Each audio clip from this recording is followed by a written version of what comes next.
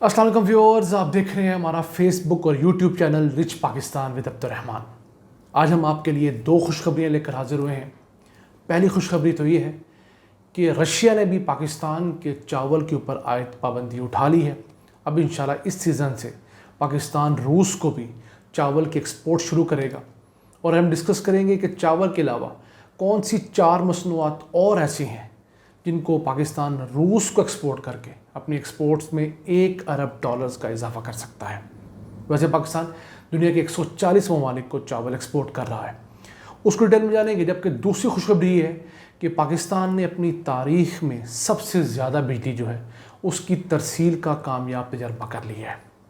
यानी गुज़िश्ता दिनों पाकिस्तान ने 23,633 मेगावाट बिजली 1 घंटे के अंदर तरसील की, एक जगह से पावर प्लांट से घरों तक पहुंचाई और हमारा सिस्टम ट्रिप नहीं किया। इससे पहले ये था कि जो नून लीग ने पावर प्लांट्स तो बहुत लगा दिए थे, लेकिन बिजली की ट्रांसमिशन का सिस्टम अपग्रेड नहीं किया था। ये ऐसे ही था कि आप 10 मंजिला घर बना लें, लेकिन उसके 8वें मंजिल पे कौन सा किराएदार रहेगा जब उसके अंदर लिफ्ट ही ना हो। सीढ़ियों के ऊपर तो हर शख्स नहीं चढ़ सकता 10-15 मंजिला। तो नून लीग स्टोरीज ऐड करती रही लेकिन लिफ्ट नहीं लगाई। अब ये हुकूमत आहिस्ता आहिस्ता लिफ्ट लगा रही है। जब ये हुकूमत आई थी उस वक्त पाकिस्तान की बिजली तरसील करने की कैपेसिटी जो थी वो 18,000 मेगावाट थी, उसके अंदर 5,000 मेगावाट का इजाफा हो चुका है। उसको डिटेल में जानेंगे, लेकिन पहले चलते हैं रूस, जहाँ से अच्छी खबर ये आई है कि गैस पाइपलाइन माहदे के बाद अब रूस ने पाकिस्तानी चावल के ऊपर जो एक पाबंदी आयद थी, कुछ पाकिस्तान की तरफ से कुछ फूड सेफ्टी के इशूज़ सामने आ रहे थे, उसको क्लियर करते हुए अब रूस ने पाकिस्तान की 4 कंपनियों को इजाज़त दे दी है। 2 कराची की हैं, 1 लाहौर, 1 चनियोट की, कि वो पाकिस्तान से रूस चावल एक्सपोर्ट कर सकती हैं। इसके बाद आहिस्ता आहिस्ता मज़ीद कंपनियां जो भी उनके कवानीन के मुताबिक ओबे करेगी, उनको सर्टिफाई करेंगी, वो पाकिस्तान से जो है चावल एक्सपोर्ट करना शुरू करेंगी। पाकिस्तान दुनिया के 140 ममालिक को चावल एक्सपोर्ट कर रहा है। पाकिस्तानी चावल बहुत मज़ेदार होता है, खुसूसी तौर पर बासमती चावल, जिसका पाकिस्तान और इंडिया का तनाज़ा भी चल रहा है, और पाकिस्तान के चावल के एक्सपोर्ट्स अब $2.5 अरब हो गई हैं। इसके अलावा अब पाकिस्तान जो है वो रूस को आलू बहुत एक्सपोर्ट कर सकता है। रूस बहुत बड़ी मंडी है आलू की। इजिप्ट ही तकरीबन $200 मिलियन के आलू एक्सपोर्ट करता है। कहाँ इजिप्ट है, मिस्र हमसे कहीं दूर है, हम तो बाई रोड कनेक्टेड हैं रूस के साथ, हम वहाँ ये भेज सकते हैं। फिर रूसी जो लोग हैं रशियंस, वो किन्नो, माल्टा, सिट्रस को बहुत पसंद करते हैं, उसके अंदर पाकिस्तान आगे जा सकता है, यहाँ से एक्सपोर्ट कर सकता है। इसी के साथ साथ फ्रोज़न सब्जियाँ, फ्रोज़न फ्रूट्स वो वहाँ पाकिस्तान भेज सकता है, भेजने चाहिए। और इसी के साथ डेयरी की तमाम प्रोडक्ट्स जो हैं वो बहुत पसंद की जाती हैं। तो अब ये अगला मरहला आया है कि चावल के अलावा पाकिस्तान अपनी दीगर मसनूआत और टेक्सटाइल स्पेशली वो भी रूस भेजे, ताकि हमारे पास नई मार्केट्स खुल सकें और पाकिस्तान के अंदर रोज़गार के नए मौके जन्म लें। इसी के साथ चलते हैं आज की दूसरी खुशखबरी की तरफ, जो कि बिजली के मैदान से। गुज़िश्ता दिनों हमने बहुत तंगी बर्दाश्त की, लोड शेडिंग बहुत ज़्यादा थी। अब शहरों के अंदर काफ़ी हद तक ख़त्म हो गई है, देहात में है। उसके अंदर हुकूमत का कहना ये है कि जिन इलाकों में बिजली की चोरी ज़्यादा है वहाँ पर 6 से 7 घंटे की लोड शेडिंग की जाती है। तो ये अब हुकूमत का क्लेम है, कई इलाकों में इससे ज़्यादा भी है। और ये भी हकीकत है कि कई इलाकों में चोरी को एक गुनाह समझा ही नहीं जाता। लोग बिजली चोरी करना अपना हक समझते हैं। और मैंने तो चंद ऐसी तस्वीर भी देखी हैं कि लोगों ने मसाजिद के अंदर खुदा न खास्ता चोरी की बिजली इस्तेमाल की हुई थी।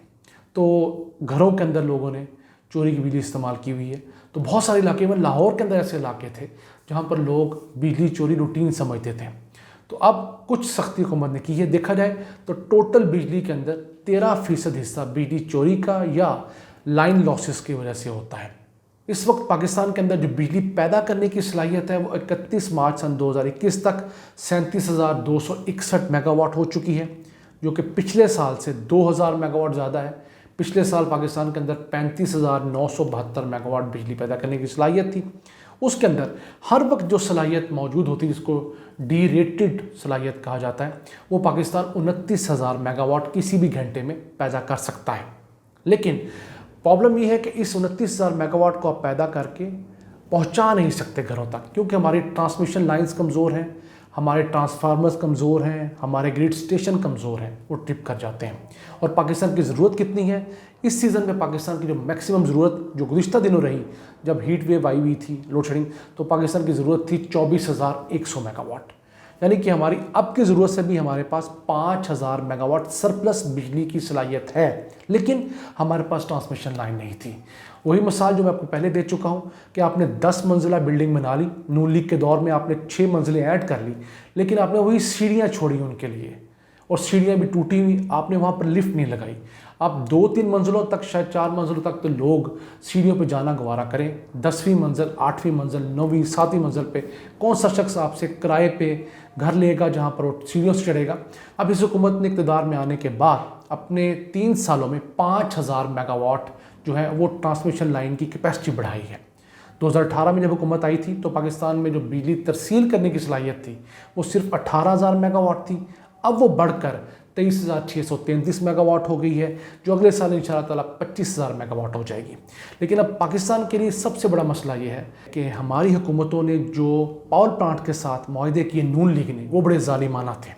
उसकी मिसाल क्या है? नून लीग जब सन 2013 में आई तो हमने जो किराया देना होता था पावर प्लांट्स को, वो फ़ी यूनिट 2 रुपये 10 पैसे देना होता था। उस वक्त पाकिस्तान का जो हर साल किराया बनता था 185 अरब रुपये बनता था, जबकि इस वक्त पाकिस्तान तकरीबन 1 यूनिट का 7 से 8 रुपये किराया दे रहा है।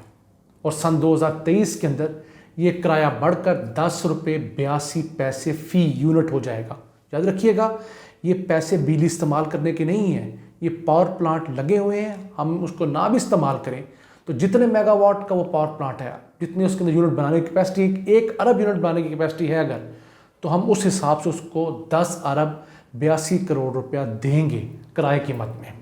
तो ये मिसाल आपको मैं सादी सादी समझा रहा हूँ। ये वो जुल्म है जो नून लीग ने किया। पावर प्लांट लगाए, अच्छा किया, लेकिन एक तो महंगे पावर प्लांट लगाए जो कि मार्केट से 30% महंगे पावर प्लांट थे। दूसरा, इंपोर्टेड गैस के ऊपर, इंपोर्टेड कोयले के ऊपर पावर प्लांट लगा दिए।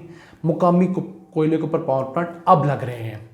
एक पावर प्लांट सिर्फ चल रहा है थर के अंदर, वो भी सिंध सरकार की वजह से, सिंध हुकूमत की वजह से लगा, वो उसके अंदर नून लीग का कोई दखल नहीं था।